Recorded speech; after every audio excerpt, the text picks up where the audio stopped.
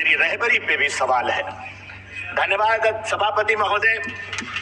मैं बधाई दूंगा इंडिया गठबंधन के अपने नेता माननीय अखिलेश यादव जी को, राहुल गांधी जी समेत विपक्ष के सभी नेताओं का कि उन्होंने इस फैसलाकुन जंग में सरकार के साथ चट्टान की तरह खड़े रह करके अपना समर्थन देने का काम किया है।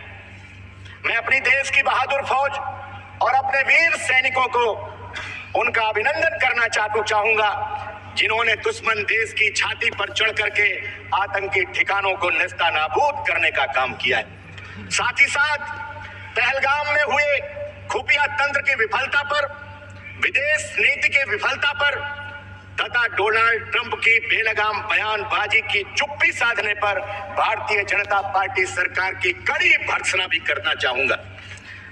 सभापति जी, पहलगाम में जो दुखद घटना हुई वो देश के माथे पर कलंक का टीका है।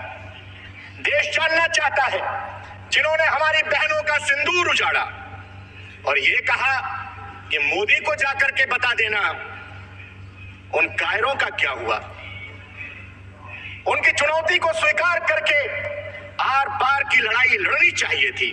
फिर बकौल रक्षा मंत्री जी, चाहे पेंसिल टूटती या फिर पेन टूटता, कहीं न सबको समंदर बहा के ले जाए। ये खेल खत्म करो कश्तियां बदलने का, सियाह रात नहीं लेती नाम ढलने का, यही तो वक्त था सूरज तेरे निकलने का। आपने ऑपरेशन से पहले विपक्षी नेताओं से बात की थी, तो फिर सीज फायर से पहले विपक्ष को विश्वास में क्यों नहीं लिया? आगाज अच्छा था पर अंजाम समर्पण वाला था।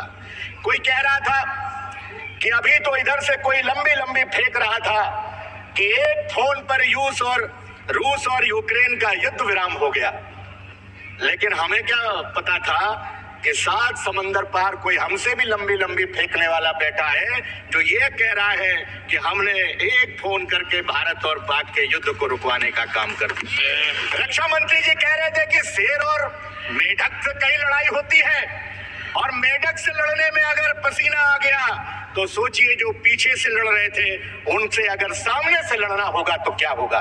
मैं इस मौके पर श्रद्धेय नेताजी आदरणीय मुलायम सिंह यादव जी के उन शब्दों को याद करते हुए कि अगर युद्ध होगा तो दुश्मन की जमीन पर होगा, अगर इस लाइन से भारतीय जनता पार्टी की सरकार ने प्रेरणा ली होती तो इतनी फजीहत शायद न हुई होती।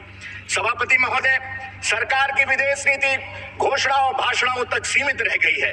पाकिस्तान और चीन की बढ़ती नजदीकी को आपने नजरअंदाज किया। माननीय सभापति महोदय, ये समय है कि सरकार आत्ममंथन करे। विपक्ष कोई दुश्मन नहीं है बल्कि लोकतंत्र का अभिन्न स्तंभ है। हम इस सरकार से जवाब चाहते हैं। क्या खुफिया एजेंसियों की जवाबदेही तय की गई? क्या डोनाल्ड ट्रंप की टिप्पणी पर कोई आधिकारिक विरोध दर्ज किया गया? क्या भविष्य में ऐसे हमलों से निपटने के लिए कोई नया रोड मैप तैयार किया गया है? देश को भावनात्मक भाषण नहीं, ठोस रणनीति चाहिए। राष्ट्रवाद का दिखावा नहीं, राष्ट्रीय सुरक्षा का ठोस ढांचा चाहिए। आपने समय दिया, आपका बहुत बहुत धन्यवाद।